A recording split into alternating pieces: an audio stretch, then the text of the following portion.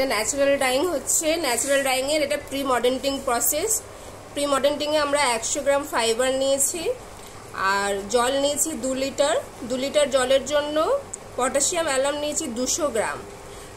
2 litre জল একটু গরম হওয়ার পর 200 গ্রাম পটাশ অ্যালাম ওতে গুলিয়ে দেওয়া হয়েছে। পুরো মিশে যাওয়ার পর এটা টেম্পারেচার 80 ডিগ্রি সেন্টিগ্রেডে আসতে হবে। তারপর 100 গ্রাম ফাইবার ওটার মধ্যে মেশানো হয়েছে। এটা 30 মিনিট পর্যন্ত এতে রাখা হবে। সাথে সাথে বেসিক ডাইংয়ের যে রংটা, এখানে মঞ্জিসটা ব্যবহার করা হচ্ছে।